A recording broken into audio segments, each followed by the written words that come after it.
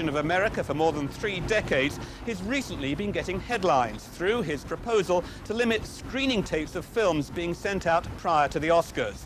In doing so, he got everyone's back up and was forced to climb down. But piracy remains one of his chief concerns.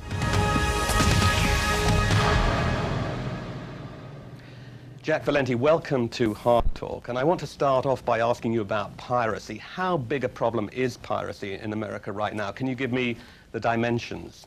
Well, I think it's a horrifying problem for the music business. It's less of a problem for us, but it would be large. The reason why it's less now is music has no graphics in it, so it can be taken down in real time, 3, 4, 5 minutes. But a movie has tons of graphics. It's about 4.6 gigabytes of material in there. So it takes quite a while, unless you're on broadband and have sophisticated state-of-the-art takedown systems, as most colleges and universities have, is where a lot of the pilfering takes place. And I'm trying to lead the fight now to have the movie industry use every method it possibly can, technological, to put protective clothing on there would make it more difficult for people to steal, except for hackers, I mean, the sophisticated hackers, to do educational work. We have trailers in theaters. We're working with 1 million young children in grades 5 through 9 to let them understand what copyright is all about and how it's wrong, terribly wrong, to steal something that belongs to a creative person that you haven't paid for, ask permission. So we put it our top priority, and I am confident that within 2 to 3 years, we will have this under control. As you know, the recording industry in America has been somewhat devastated by Napsterization, online digital theft. Is that really what's got the film industry worried? Well, we're not blind people. We're not ostriches putting our face in the sand. Of course we watch the music industry and in very close touch with them. And we are taking what they have suffered with great seriousness. Some people, though, think you're crying wolf because 20 years ago, you very famously remarked that the video machine, the home video recorder, was going to devastate the movie industry. But now, video sales, video rentals account for 40% of Hollywood revenues. I didn't say that. I was trying to get the courts to say that the VHS and the beta machines were infringing on copyright. Now, I was never against the VHS because one of my own member companies was in partnership with a Japanese company at that very time to do that. What I did forecast was piracy, theft of VHS, and guess what? I was proven right. When you talk to people who are engaged in online piracy, they don't really see it as theft. I mean, they look at the studios, they see the studios making billions of dollars in profit. They look at movie stars earning millions of dollars, and they say, look, this is our right. We just think we should be able to watch movies cheaper than going to the cinema. What do you say to those people? There are about 1 million people in America whose work is somewhere connected to the movie industry. Most of the people, if you see a movie, when the movie's over, you will see the crawl coming, and there may be 100 names on there. They're not making $5 million or $20 million. They're hardworking people who are making an ordinary salary. They got mortgages to pay and kids to feed and children to go to college.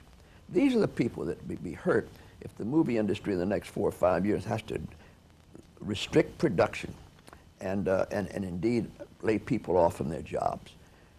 Everyone who is doing this knows it's wrong, but they rationalize their misdeeds because they have the technological power to do it. Well, then I'll do it. And I equate this with corporate executives in America who have lied and cheated and stolen from their employees and their stockholders. Why do they do it? Because they had the power to do it, and they did it. Let me now get you to cast your mind back to when you were quite a lot younger than you are right now, and you first really entered the national stage in America when you were in the Johnson White House. I know that you were very impressed by President Johnson. What do you think you learned from him that is still with you today? Well, I'll tell you this. I was in the motorcade in Dallas, 6 cars back of President Kennedy when he was assassinated.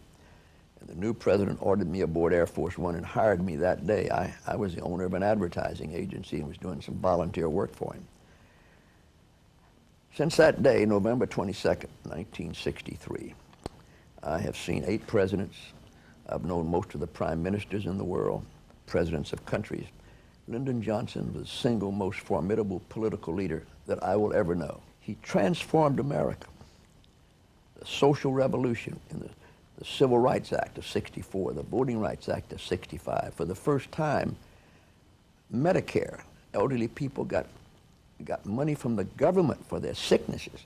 As Lyndon Johnson used to say, I'm not ever going to want to see a little old lady go to a hospital and she's sick as a dog and they won't let her in because she doesn't have enough money. We're going to cure that. And he did.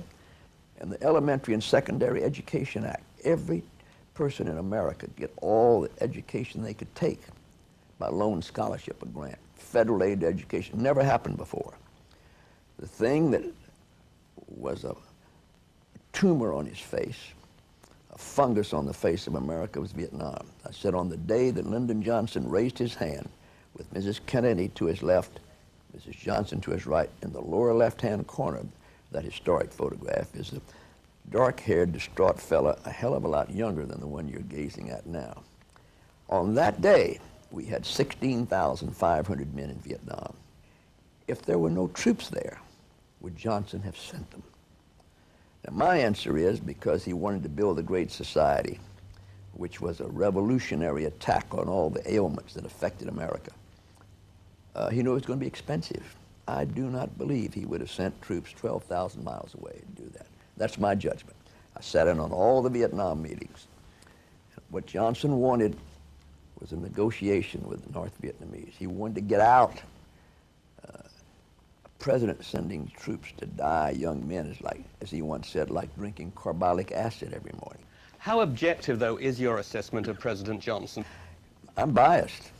I'm prejudiced. Of course I am. He brought me to the largest proscenium stage in the world, the White House, and I dare say I wouldn't be sitting here being interviewed by the BBC if Lyndon Johnson hadn't plucked me out of obscurity and gave me a chance to perform on the world's largest stage. So I am biased. I've read accounts that you were too much of his lapdog in a way, that he took advantage of you. No, I think that Lyndon Johnson berated all of us. Almost anything you can say about Lyndon Johnson had a tinge of truth in it. He was tough, and sometimes he was a bully, and sometimes he humiliated all of his staff. But we knew we were part of this great American adventure. After being with President Johnson in the Johnson White House in 1966, you went to the Motion Picture Association of America, where you are today, to be the head. When you got there, what was the position with ratings in the country? Well, when I came in, my predecessor, the first president of the association, a man named Will Hayes, who came in 1922 and died in 1945, he had put in what is called the Hayes Code. I found it to be obnoxiously censorship, obnoxious censorship. First thing I did, for example, he had rules of conduct. If you were, say, no open mouth kissing, well, I guess we could do without that, but why? Why not? Another rule was if you were married even, and a man and woman were in bed and they decided to become affectionate, one foot had to be on the floor, which means you had to be Nadia Comaneci, the Olympic gymnast, to have this affection. I thought it was odious and stupid, and I threw it out. But nature, politics, and the movie business abhor vacuums. And soon there was a picture made in Britain called Blow Up, with Vanessa Redgrave and David Hemmings, who just died recently. The first time, because there were no rules anymore, I threw them out. Now you had two teeny boppers cavorting nude on the screen for about 10 seconds. Never saw that before. And then there was the Edward Albee play, Who's Afraid of Virginia Woolf, with Elizabeth Taylor and Richard Burton, directed by Mike Nichols. You heard language on the screen that you'd never heard before. I knew that something had to be done. And I came up with the idea that we would have a classification system. I did it for 2 reasons. One, I wanted to free the screen. A filmmaker could make any film he chose and bring it to market if anybody wanted to show it.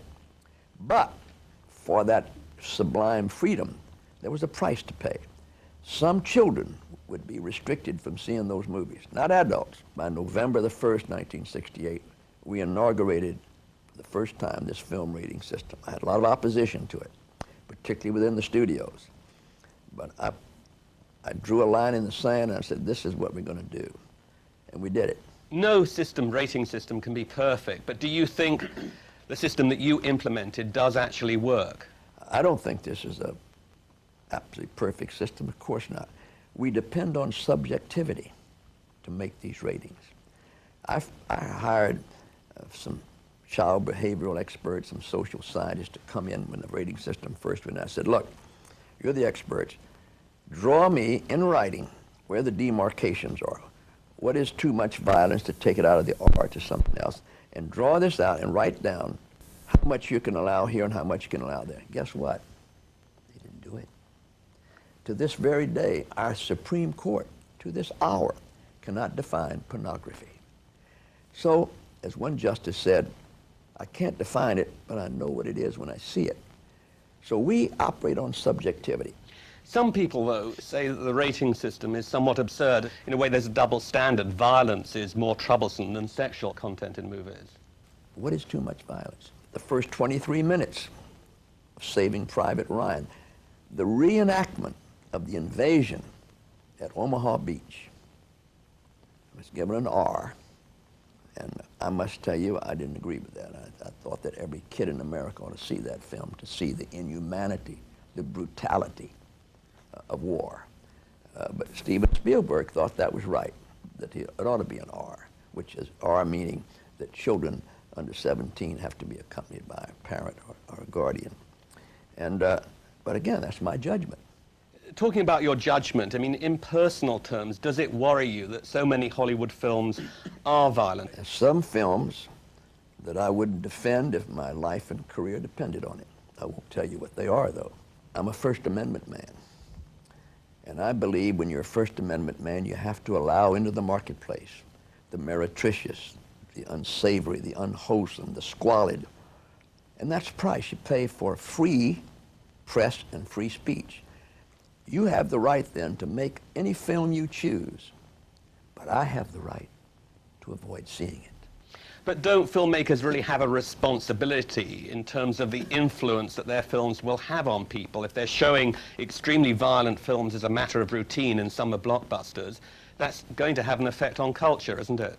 I presume so, because people go to movies. It's the dominant form of entertainment, not only in this country, but around the world. I've often asked that question, what's the responsibility? I think the responsibility of a filmmaker is to tell a story that he wants to tell. Now, I know that's not popular, but I think for creative people, that's their objective, to tell a story they want to tell in the way they want to tell it. Therefore, their responsibility is to be true to their artistic vision. When you began with the MPAA, Hollywood was organized very differently. There were individual big studios. Now they've all been swallowed up by multimedia conglomerates, really. Does that make your job different? The past is always more pleasant because it isn't here. The good old days weren't good old days. They were good old days only in retrospect. Hollywood has changed, and I've changed with it. I don't look back, and I try to look to the future. We're in the digital age now. So it is different, but I do not think that the artistic freedom is menaced by somebody owning a company. For example, all our studios are owned by bigger companies, but the motion picture production part of it is done by human beings who care about making motion pictures. People say that these multinational conglomerates are in charge of the studios, and you have to admit that that means the studios are now more profit-driven in order to keep their corporate masters happy. Does that not mean that they're more averse to taking any chances with movies? In the time of the old movie barons, it was profit-driven. You can't operate a studio in 1930 or 1940 if you didn't make a profit. Columbia Pictures was on the verge a couple of times of bankruptcy in the good old days. It's always been profit-driven. If you make a picture as an independent and it fails, it's very hard for you to raise money the next time. If you keep failing, you're out of business. If it's not profit-driven, then it doesn't work.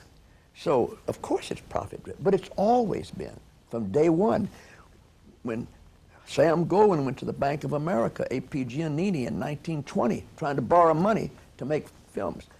And he says, how can you pay me back? You got to make a profit, Sam, in order to pay me back my loan. Same way today. How do you explain, though, the lack of creativity with Hollywood filmmaking? 300 or 400 movies come out every year. Most of them are pretty mediocre, a lot of film critics would say. I disagree with them. I think that Mystic River, Lord of the Rings, something's got to give. Some of these independent films, like the Canadian film, The Barbarian Invasions, Monster we're talking about. I think these are great creative films. Look at Lord of the Rings and Mystic River, two different films. Extraordinary talent driven, extraordinary. So when people say, well, it was good, I just think it's a lot of baloney. It's not true. Another part of your job at the MPAA is to open up foreign markets for Hollywood. What do you say to people around the world, national governments, who say that Hollywood is really trying to colonize us, that this is cultural imperialism that Hollywood is really carrying out? A free market generates competitive juices. It energizes people to do better because they know they have to succeed in that marketplace. And so instead of making movies that are singularly parochial and just director indulgent, they make movies for audiences. So that audiences will go in there and when they come out, they say, wonderful movie, in whatever language. And I believe that. For example, I don't stand in Piccadilly Square or in the Champs-Élysées with a bayonet forcing people in to see American movies. I don't do that. The British people make those decisions on their own. French citizens, Spanish, Italian, Germans, Japanese, etc. Brazilians and Mexicans, they make those decisions. Do you see the American movie industry, Hollywood, really promoting American values, promoting democracy around the world, operating perhaps in lockstep with US foreign policy? Some members of our Congress think that we're coarsening the culture of America and that we're transporting around the world unruly and cheerless movies that ought not be shown. So the criticisms that you get in Europe, I get from my own elected officials in the Congress. My own feeling is that we make a movie. I don't believe anybody makes a movie to show American values. They make a movie to tell a story. If it turns out to be a patriotic story about America, fine. If it's compelling, it's enticing, and it puts a harness on people that come in to see this movie. So I don't know of a single director worthy of his salt who says, today I'm going to go make a movie that shows American values and show it around the world. It doesn't happen. It just doesn't happen. In your job, you deal with the studio bosses the whole time, and women have moved up the ranks in studios over the last few years, but why are there no women who are studio chiefs? Well, I think that some of them would want the job because they want to stay on the creative side. They don't want to be on the business side, which is what chairmen do. They run the company. They don't read the scripts, and they don't get involved in the movie. Stacy Snyder, Amy Pascal of Columbia, Sherry Lansing of Paramount. These are powerful women. Now, where the chairman, the top guy, is that if the movie gets to be, say, a $100 million budget, the chairman will come and say, oh, wait a minute, that's too much for the budget. But he's not reading the script. He's not making the decision on the creative grist that goes into that movie. You know, the mainstream film industry in America is actually doing quite well. I think revenues last year weren't as good as they have been in previous years. But what about the porn film industry? Because according to some estimates, that makes as much every year in terms of millions or billions of dollars as mainstream Hollywood. Does it worry you that there's this huge porn film industry out there over which you have no control in a way? Where the porn is now is on the internet. So that's where porn is. Porn is also in the back rooms of video stores, but it's not a theatrical problem. But as the digital age goes on, parents need to know what their children are doing on their computers, not only in America, but all over the world. Because a 10-year-old with a flip of a key and a mouse can bring down the most hideous pornography you and I will ever witness. But what does it say about American culture that there is as much investment by people in pornography as there is in mainstream Hollywood movies? Oh, I don't think that's so. You can make a porn film that you want to put on the internet or on a video for pennies. You're not talking about it. The last night, 202, I haven't gotten the 203 figures. The average production cost of the majors was $57 million plus $33 million to to market it. So to make and market a movie in 2002 was $90 million. The film industry does actually deal with a lot of young people, a lot of young movie stars. The demographics that are important for the movie industry tend to be young. In the studios, there are a lot of young people. With all respect, how can an 82-year-old man yourself represent the interests of the film industry? I've been in this job a long time. I think that I'm still alert. I love to be around young people. I learn when I go to college campuses. I meet with young filmmakers all the time. And I think that I am au courant with things they're trying to do. I've never looked at the credibility of someone by the age, but by a state of mind, by curiosity, intellectual curiosity, creative curiosity, and energy to do the things you need to do. I keep my energy up because I love every hour of every day I'm in this business. There's been talk about your retirement for years. I think it began 20 or 30 years ago. And President Johnson once said that you should always leave at the height of the party, at the top of your game. How does that quote relate to your own retirement? I don't use the word retire. Retirement to me is a synonym for slow death. I'm going to keep connected to the movie industry. I'm going to do a lot of other things, but I'm always a part of this industry that I've served now for a third of a century. And when you look back at your time serving the movie industry, what do you think, or what do you view as your legacy? Well, first, my greatest achievement is I survived. And I promise you, in the movie industry, survival is not an inconsiderable asset. Actually, in the last 40 years, the 3 years I spent at the White House were the summertime of my life. Because for the only time in my life, I was doing something not out of personal ambition, not out of personal gain, not out of profit and loss, but I was serving my country. And under a president that I thought was going to do great things for the poor and the old and the sick and the black and the undereducated young. I served my country before as a 19 and 20-year-old combat pilot. I flew 51 missions in Europe.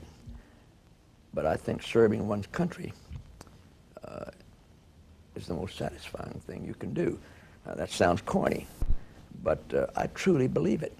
And in a way, I think I'm serving a larger level by being in the movie industry, which goes all over the world and can entertain people. And at the end of a tedium day, living out a life of quiet desperation, to use Mr. Thoreau's words, you go into a theater, something magical happens. I am so proud to be part of that magic, and I don't ever want to give it up. Well, Jack Vallenti, congratulations on surviving for so long in the movie industry, and thank you very much indeed for doing this Hard Talk interview. Thank you.